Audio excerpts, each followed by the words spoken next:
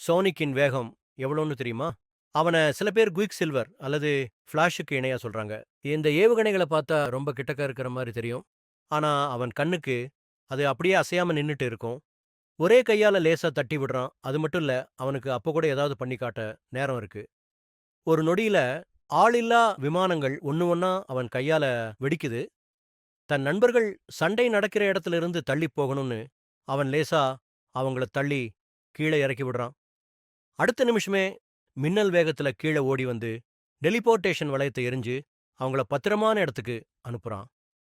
அவனோட வேகம் ரொம்ப அதிகமா இருக்கிறதால ஒரு அரை வட்டத்துல வேகமா சுத்தி வந்தா கூட அவனோட நிழல் மட்டும் தான் தெரியும். ஆனா இப்போ வரைக்கும் அவன் தன்னோட முழு சக்தியையும் காட்டல.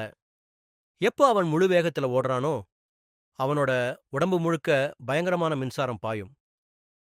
அந்த சக்தியால ஒரு நகரத்தையே முடக்கிட முடியும். இப்போ முன்னாடி இருக்கிற உயரமான கழுகு அவனோட அம்மா. அவனோட இந்த விசேஷ சக்தி இருக்கிறதால எப்பவுமே யாராவது அவன புடிச்சு ஆராய்ச்சி பண்ணணும்னு நினைச்சுக்கிட்டே இருக்காங்க. அம்மா அவன காப்பாத்தினாலும் மேகத்த கிழிச்சுக்கிட்டு வந்த ஒரு வாளால் அவ தாக்கப்பட்டு துரதிர்ஷ்டவசமா கீழ விழுந்துடுறா. சோனிக்கோட பாதுகாப்பை உறுதிப்படுத்த அம்மா அவனுக்கு ஒரு டெலிபோர்டேஷன் வளையத்த குடுத்து அவன பிரபஞ்சத்தோட ஆழமான இடமான பூமிக்கு தப்பிச்சு போக ஒரு குண்டை எறிஞ்சு விடுறா. 10 வருஷம் போயிடுச்சு.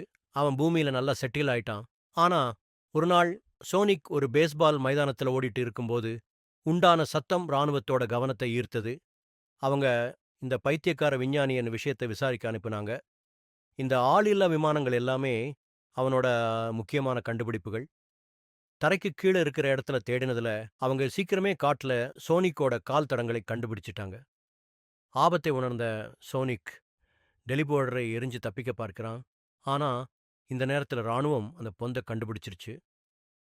அவன் வேற பாதுகாப்பான இடத்துக்கு போக வேண்டியதா போச்சு.